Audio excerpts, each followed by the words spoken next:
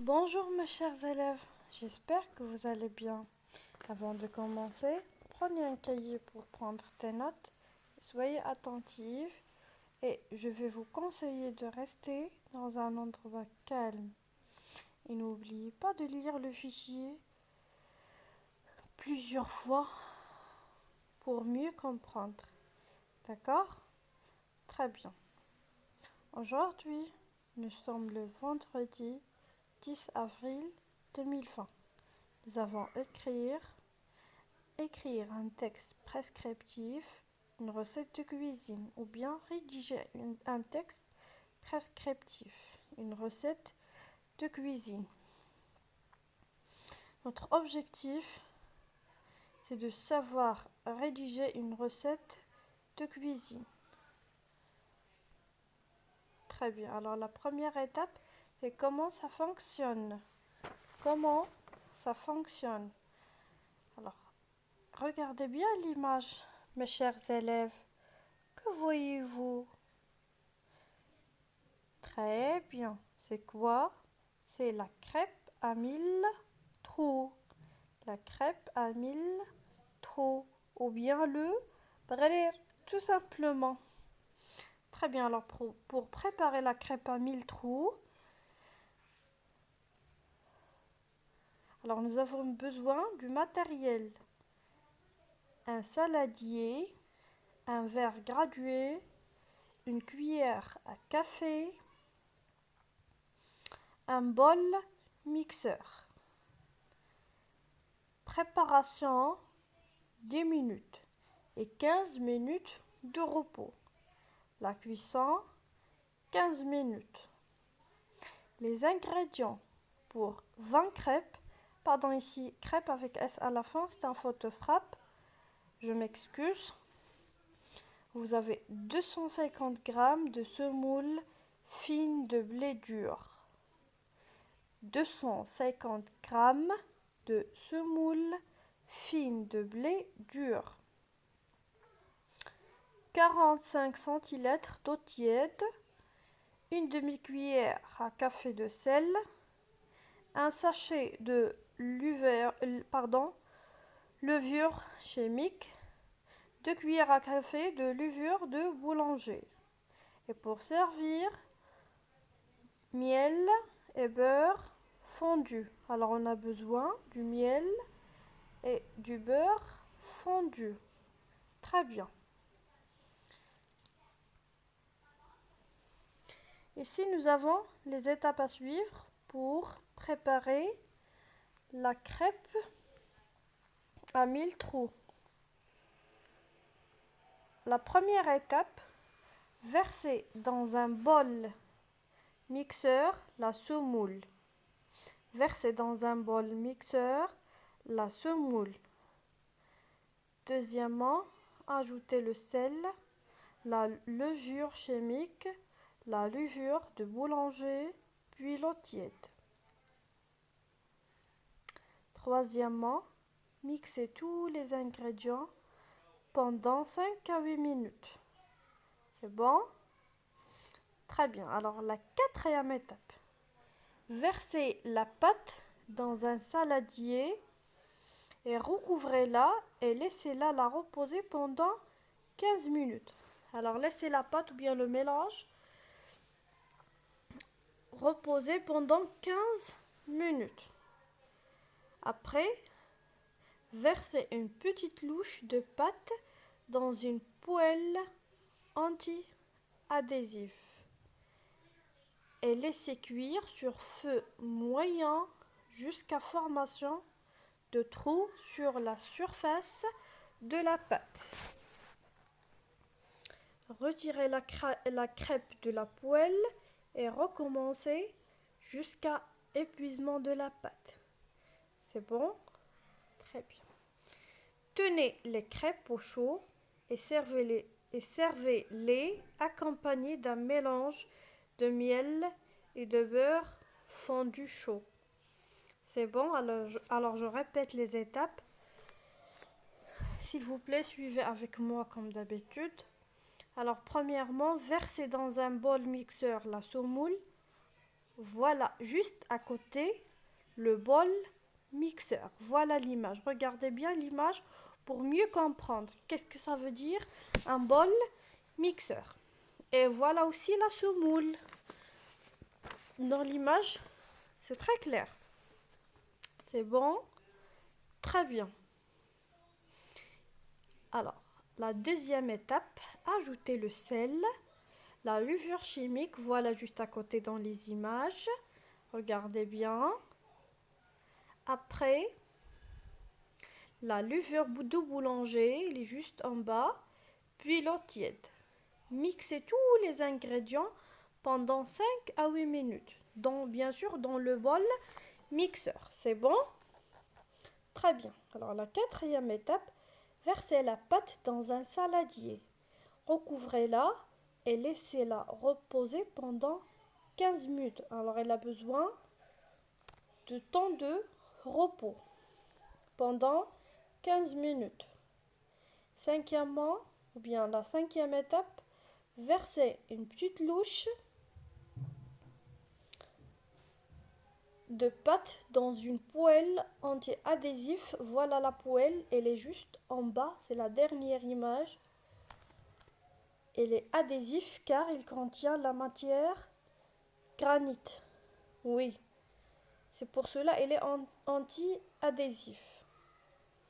Et laissez, voilà, regardez la cinquième étape, versez une petite louche de pâte dans une poêle anti-adhésif et laissez cuire sur un feu moyen jusqu'à formation des trous sur la surface de la pâte.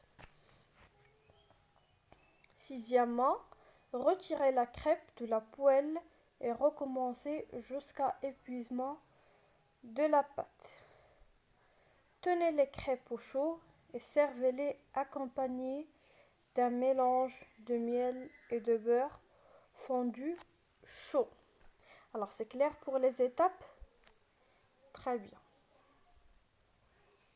Voilà l'explication de la louche sous forme d'une image. Voilà. Juste à côté, beurre fondu et le miel. Beurre fondu et le miel. Alors, vous avez des questions? S'il vous plaît, toujours vos cahiers à côté de vous. Et on va répondre question par question. 1. Comment appelle-t-on ce type de texte? Comment appelle-t-on ce type de texte? À quoi sert-il? Regardez mes chers élèves. Alors les réponses doivent être claires, faciles et simples. Je ne veux pas l'idéal ou bien quelque chose d'énorme. D'après ce que vous avez compris. Répondu d'après ce que vous avez compris. Alors, deuxièmement, de combien de parties est-il composé? Alors, de combien de parties le texte est composé? La troisième question, combien d'étapes faut-il pour réaliser cette recette? Alors, vous avez toutes les réponses dans le texte, s'il vous plaît. Vous faites attention, d'accord? Très bien. Alors, vous avez la troisième question, je répète. Combien d'étapes faut-il pour réaliser cette recette? Quatrièmement, quel est le temps nécessaire à la préparation? Quel est le temps nécessaire à la préparation? C'est bon? Allez, essayez de répondre, s'il vous plaît, au fur et à mesure.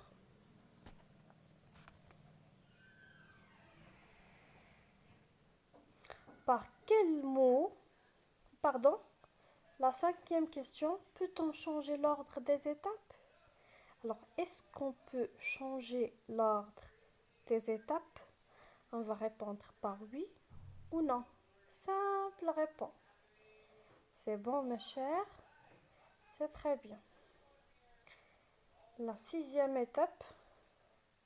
Par quel mot commence chaque étape? Par quel mot commence chaque étape? Alors faites attention. Essayez de répondre au fur et à mesure. Bien sûr, je réponds toujours avec une phrase réponse. La 7e et la dernière question.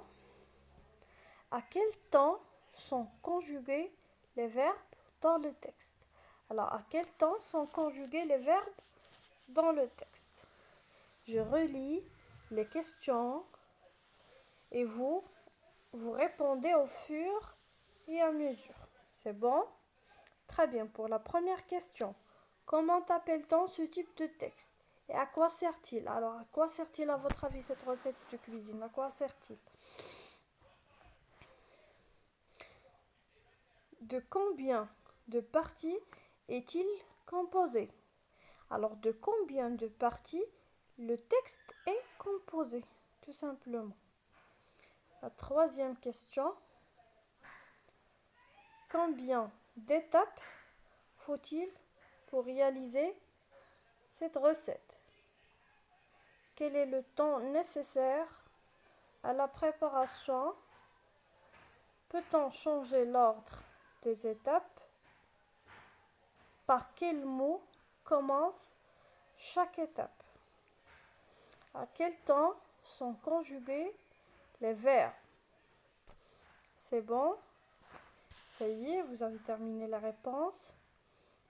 S'il vous plaît, essayez de répondre avant le lancement de les réponses, s'il vous plaît. Il ne faut pas tricher, c'est pour votre intérêt. D'accord? C'est bon, mes chers? Très bien, ça y est, je passe. Très bien.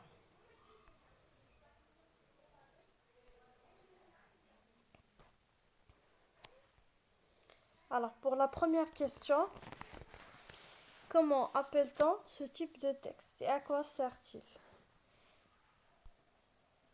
Alors, c'est un texte prescriptif. Voilà le type de ce texte.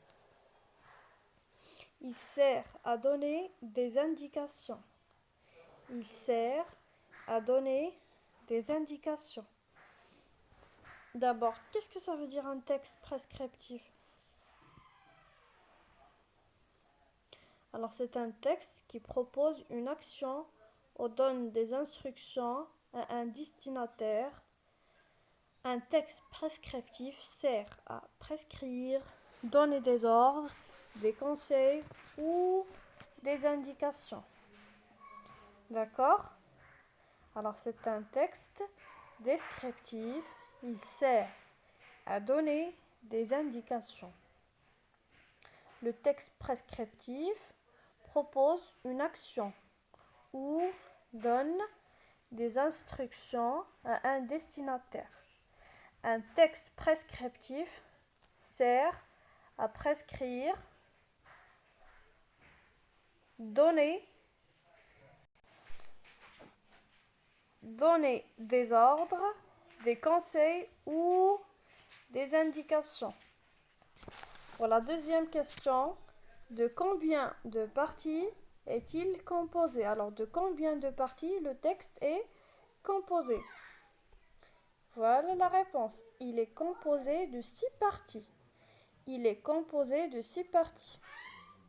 Au titre, la liste du matériel, le temps de cuisson, la liste des ingrédients et les étapes de réalisation.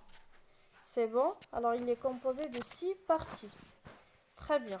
On passe à la troisième question.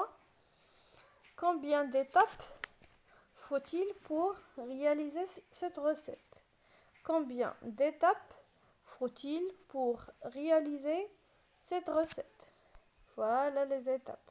Il faut 7 étapes pour pour la réalisation de cette recette. Il faut 7 étapes.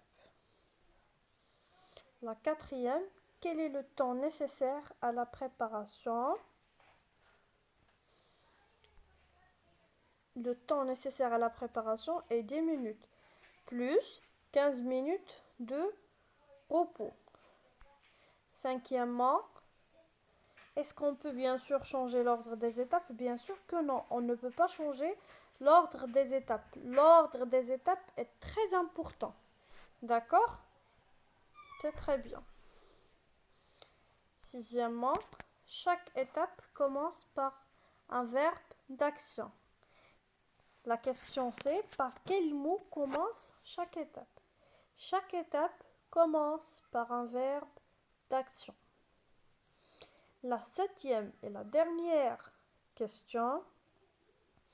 À quel temps sont conjugués les verbes? À quel temps sont conjugués les verbes? Les verbes sont conjugués à l'impératif. Est-ce que c'est clair pour la leçon d'aujourd'hui? Alors c'est terminé pour aujourd'hui. On va terminer la semaine prochaine, Inch'Allah, le vendredi prochain, pour faire la deuxième séance. Alors à très bientôt. Au revoir et bonne matinée.